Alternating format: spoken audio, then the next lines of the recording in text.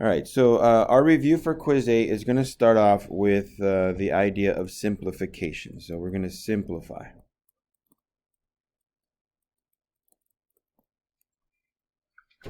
Okay, so no solving. So number 1. So 81 to the 1/4. Okay, 81 to the 1/4. Now remember, these you can just punch into your calculator, okay? But if you're not going to do it with the calculator, then what you basically have to do is rewrite this. And this is something that I need you guys to be able to do because it's part of your quiz. You should be able to rewrite 81 to the 1/4 power. Now, just to remind you, if you have something that looks like this, okay? Now, I know I put X, but the X for me could be a number or a letter. So if you have a number or a letter to a fractional power, then it looks like this. It's a radical of X with the B index and an A power. That's the way you're going to want to rewrite it. Okay? So this basically means the 4th root of 81 to the 1st power. Now the 1st power doesn't really do anything. So we're just looking for the 4th root of 81. So what number do you multiply times itself 4 times to get 81? Now again, if you're doing this by hand, you're going to start testing stuff, right? So you might say, well, is it 2 times 2 times 2 times 2? Well, 2 times 2 is 4, times 2 is 8, times 2 is 16. So that's not it. Well, maybe it's 3 times 3 times 3 times 3. Well, 3 times 3 is 9, and 9 times 3 is 27, and 27 times 3 happens to be 81. So the cubed root of 81 is 3. Okay?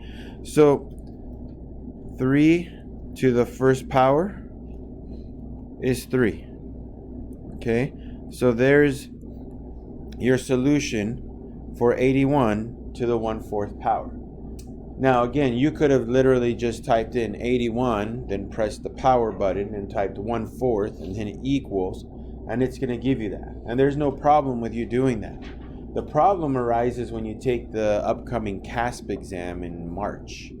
Okay, like March, no, not March, I'm sorry. That's in May. They're not going to let you use calculators, so you better know how to rewrite it, okay, and how to work through it, right? So this is why I'm doing it by hand. But I know you can totally put your calculator in and go ahead and do that during the test. But please make sure you know how to change it around if you had to do it. So let me give you another one like this, because I think the whole front page is stuff like this, except that we do include some variables soon. But before we do that, let's do another one like it. Okay, very similar. 4 to the 3/2. So remember, a power of 3/2 means you have a radical. It's going to be a radical with a 4 on the inside. An index of 3 or 2. What's my index for this? A 2, right? The bottom number is my index, and the top number is my power. Okay? Well, square root of 4, I know what that is. That's a 2. And 2 to the 3rd, that's an 8. So on tomorrow's quiz, you may get square roots, cubed roots, 4th roots, I think. I don't think we went further than that. Okay? So there's 2 simple type problems that you can just punch into a calculator. Now, we're only going to give you 2 of those, okay, that are like super easy ones. Then we're going to give you other stuff that has variables. So let me show you that. And like I said, I'm taking these straight from your test, just regenerated. So it basically said, okay, well, maybe I'll write this down for you. So they gave me this. But maybe on the test, it's r to the 8th to the 2/3 power, right? So it just kind of changes some stuff. But it's the same type of problems.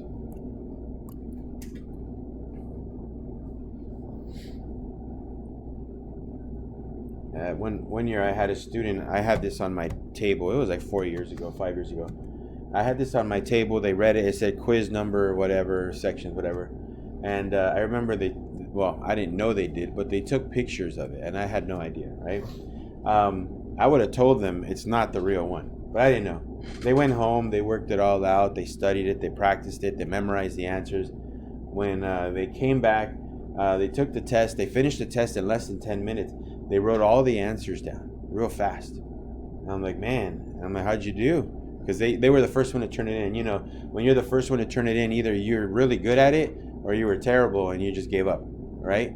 And they're like, no, I think I did really well. And I looked and I gave him back his test. He's like, how did I do so bad? I'm like, I don't know. Like, you didn't give me any work. I don't know what you did. And one of his friends, as I was walking away, said, didn't you take a picture of it, right? And I kind of heard, and he's like, yeah. So I turned around and I said, that was a practice test. And then he was all embarrassed. And I'm like, trust me, I'm not gonna keep the real stuff on the desk just there. I'm like, that's bad on my part. That was the beginning of me basically saying I gotta get their phones away from them, right? Little things like that. But yeah, so if you ever see a test on the desk right here, trust me, I'm not leaving it for you to take pictures of. Okay? It's most likely not the real thing. So will I slip up? Maybe, but it's probably not going to happen. Probably won't happen. So anyway, with this right here, let's rewrite it. This is a radical r to the 6th. My index is a 2, and my power is a 3. Now remember, my index has to match the power on the insides, right? Right now it's r to the 6th. So I want to rewrite it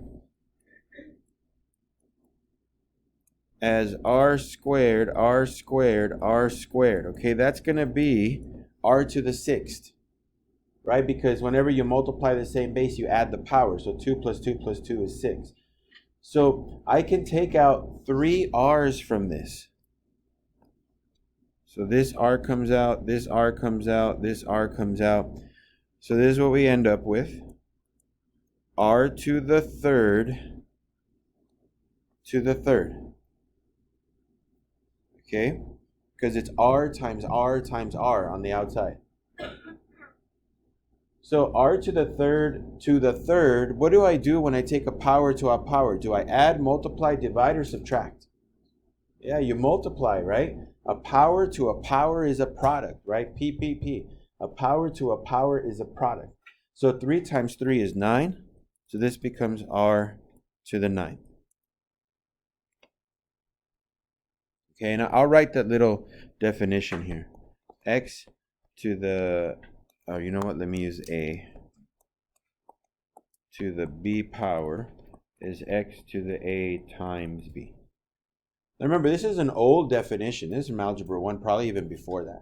So it's one of those things that they just expect you to know because it's been so long since you've learned it, right? But unfortunately with math, if you don't practice it all the time, you forget it, right? It's the truth. Why don't I forget it? Because I practice this for 184 days a year, and then sometimes during the summer just for fun. And yeah, it can be fun, but for me, maybe not for everybody. But I do practice this every year. So for me, it's hard to forget because I do it all the time. Right? For you guys, I know you're not going home and you're like, yeah, let's hit the books, right? Sometimes we do, but not all the time. So I'm just going to write it there for you guys. So let's do one more of these, and I'm going to turn this thing over and do some of the more challenging ones. I would figure we could call those. So 64 r to the 9th to the 4/3. So 64 r to the 9th to the 4/3.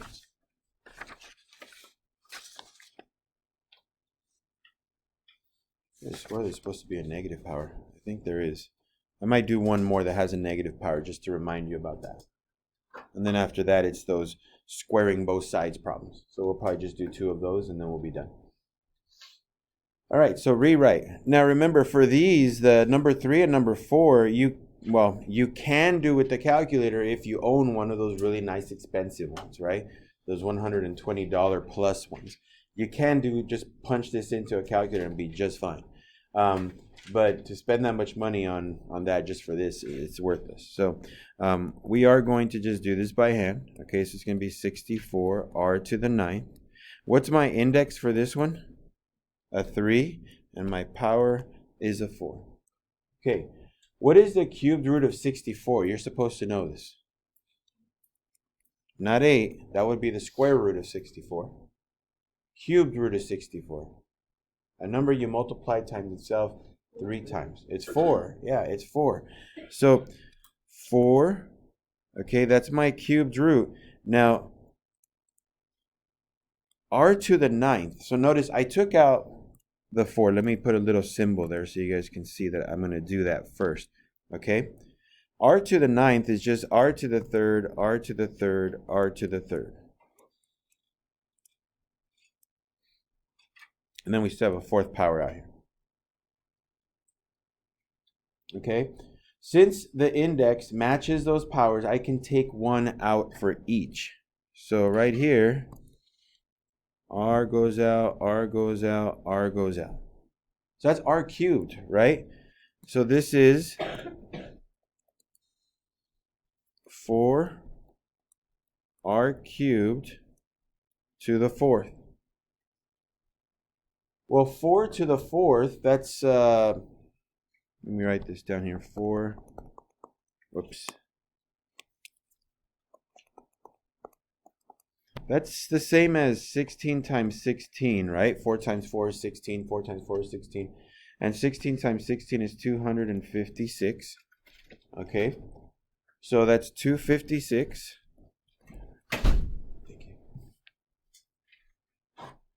And then r cubed to the 4th power. So a power to a power is a product. That's r to the 12th.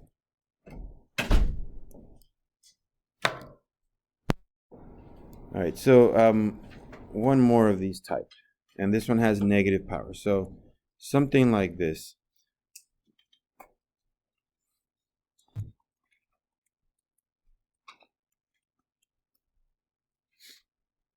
X to the 4th to the negative half.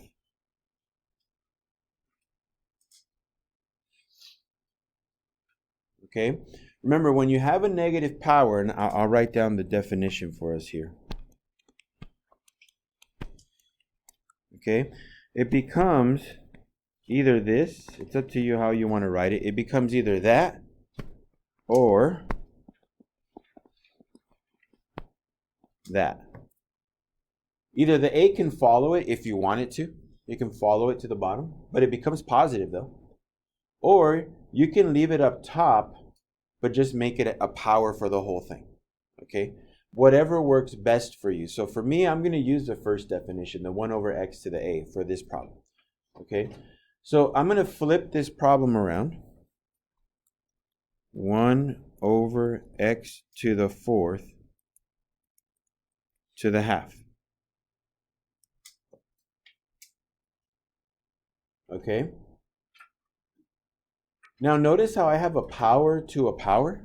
So I'm supposed to multiply, right? What's 4 times half? Right, I got 4 times half, or I can say 4 over 1. What is that equal to? Anybody know? I think I'm hearing some people say it is a 2. Okay? It is a 2. X squared. And you're done. There's not much more you can do with that. All right? Just 1 over x squared. All right? So you're going to have 1 or 2. I can't remember. I know 1 for sure. I can recall that there's a negative power in one of them. I don't know if there's 2 of them though. But just remember, flip it over. Change the a to a positive, right? If you want, carry it over with the thing that you flipped. And then just simplify it. Use multiplication to combine your powers and then see what else you have to do. But most of the time, once you multiply, you're good. All right. So 2 more examples. Like I told you, these are going to be the ones that are considered like the harder ones, okay? So number 6. Or maybe I'll give you a really, what they would say is really easy. They call these actually, yeah, I'll leave it at that. They call these the really easy ones. Okay? What are you supposed to do to both sides here? Square them, right? So I'm going to basically write 9 squared equals square root of x over 8 squared. All right. Well, 9 squared is 81 equal to x over 8. Because the square of a square root takes it away. All I have to do is multiply the 8 over and I'm done. So let me multiply this over. 81 times 8 will be 648. And that's it. So this is one of those really easy ones, as they would call them. Okay? And then we're going to give you one that's considered the more difficult ones. And then there'll be a couple other ones that are kind of in between. But we'll do like the easy ones and we'll do the harder ones. But any questions on this one, number 6? All right, so let's do the most challenging ones that you may see. So this is number 7. It's going to look something like this. 3n minus 5 plus 3 equals to n. So you just did something like this in your homework yesterday.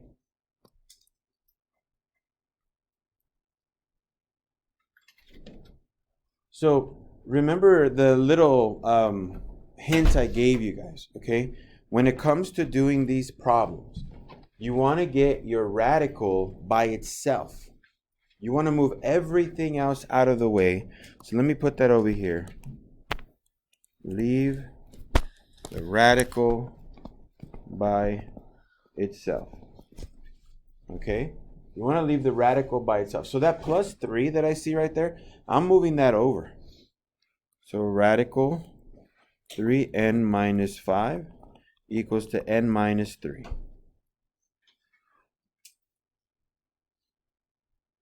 Okay? Now, at this point, I'm going to square both sides. So now I'll square. You know what? Let me just write it in a separate step here. So square root of 3n minus 5 squared equals to n minus 3 squared. Left side is easy, right? 3n minus 5. Right side, you're going to have to multiply it out. Okay? So let's do that. N minus 3 squared is equal to n minus 3 times n minus 3. Distribute or FOIL, whatever you want to call it. So the tops are going to become n squared minus 3n. The bottom little arrows there will be minus 3n plus 9. I know I'm moving a little quick on this, but you guys should know how to do this. Right? I'm not teaching you how to do the multiplication for this. You should know how to do that. So I'm going to write that back over here. N squared minus 6n plus 9. Okay? So at this point, we have squared terms. That means you're probably going to have to do trinomials, which means you're probably going to have to do the x method. So you got to move everything over to one side. So let me get the 3n and the 5, and we're going to move them over to the right side. So we're going to subtract 3n first. So that's negative 5 equal to n squared minus 9n plus 9. And then I'm going to add 5 to everything. And that should give me my 0 on the left side. So 0 is equal to n squared minus 9n plus 14. Remember, these were they call these the advanced problems, right? Because we have to do a lot of stuff. It's not just like, oh, square, solve, we're done, right?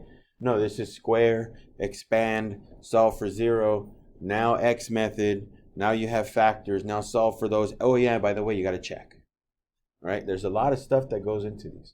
That's why we're only giving you one of these, I think, on the test, just one, because these take a while. I'm not sure if there's two, but I know there's one for sure.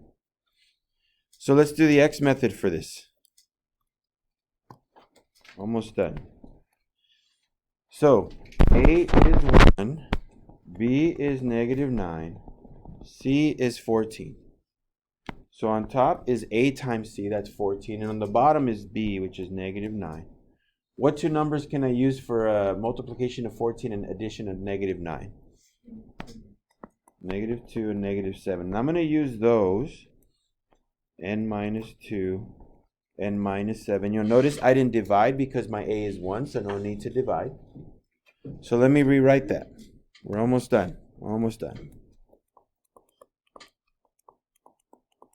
So I put them right there. According to Algebra 1 properties, it tells you that if you have two things multiplied together and they equal to 0, you can set each one equal to 0. So n minus 2 equals 0, n minus 7 equals 0. And solve them both. So I get n equals to 2, n equals to 7. Now before we celebrate, we got to check the answers. Okay? Because these are valid answers, but they may not work. Both of them might work. Both of them may not work. Maybe one of them works. We got to find out. So what I did in the notes for you guys yesterday is I said, all right, let me write down the original problem. 3n minus 5 plus 3 equals n. That's my original problem. And I'm going to plug in a 2. I'm going to plug in a 7. And let's see if it works. So here we go. If I plug in a 2, I get the square root of 3 times 2 minus 5 plus 3 equal to 2. So n becomes 2. All right, on the inside of the square root, what happens to that square root? I have a 3 times 2 minus a 5, and then I got to take the square root of that answer. What is that? It's a 1, yeah. 1 plus 3 equal to 2, which is 4 equal to 2. Is this going to work? No, right? So this is an extraneous solution. Doesn't work. Let's try 7. All right. So for 7, I'm going to put the square root of 3 times 7 minus 5 plus 3 equals to 7. 3 times 7, that's 21. And 21 minus 5, what's that? What's 21 minus 5? The inside of the square root. 16. What's the square root of 16? 4. 7 equals 7. Well, that looks good. So this is my answer right here. My only answer. N equals 7. So this is a review for your exam.